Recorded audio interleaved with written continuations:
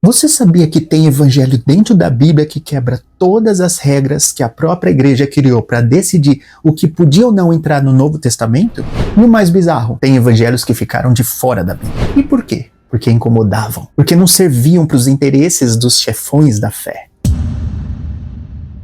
Aí hoje tem gente jurando que a Bíblia é perfeita, mas nem sabe que o próprio livro tem furo e contradição. E também jogada de política por trás. Bora entender isso direito.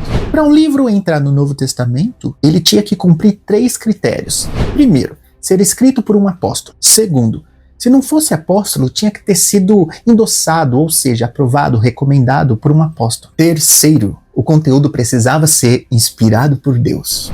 Bonito no papel, né? Mas na prática, pega o Evangelho de Lucas. Lucas não foi apóstolo, não foi testemunho ocular. E ele mesmo admite no prefácio, Lucas 1:3, que escreveu o Evangelho porque achou conveniente organizar os relatos. Não diz que foi revelação divina e nem que um apóstolo mandou. Ou seja, já quebrou 2 regras aí, né? E o Evangelho de Marcos? Mesma coisa, Marcos não era apóstolo. E também não foi testemunho ocular. E não tem nenhum registro histórico dizendo que Pedro ou outro apóstolo endossou o texto dele. Mais uma quebra. Agora segura essa, o livro de Hebreus, está na Bíblia. Mas ninguém sabe quem escreveu. Não foi apóstolo, não foi endossado e ainda coloca Jesus como sumo sacerdote. Sendo que, pela própria lei judaica, Jesus era da tribo errada para ser sacerdote. Mas uma heresia camuflada de doutrina. Ou seja, se fossem seguir as regras, Lucas de fora, Marcos de fora, Hebreus de fora. Mas entraram por quê? Porque agradava a narrativa, né? Porque reforçavam a teologia oficial. Porque era mais conveniente. Enquanto isso, livros que não agradavam a hierarquia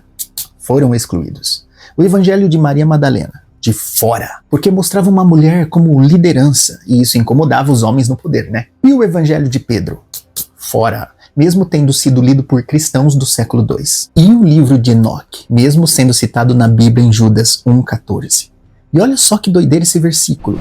Ele cita diretamente o livro de Enoque, um livro que não faz parte da Bíblia, nem da católica, nem da protestante. Ou seja, a Bíblia cita um livro que a própria igreja mandou tirar da Bíblia. Agora me responde, se os próprios critérios da canonização foram ignorados, se os livros sem autoria, sem apóstolo e sem endosso entraram, e se livros citados na própria Bíblia foram censurados, quem é que escolheu o que você chama de palavra de Deus? Foi Deus ou um comitê de homens poderosos escolhendo o que ia te manter obediente? Ou seja, o cânon bíblico é escolha, não milagre. A verdadeira pergunta é, quantos livros sagrados que estão dentro da Bíblia não deveriam nem estar ali?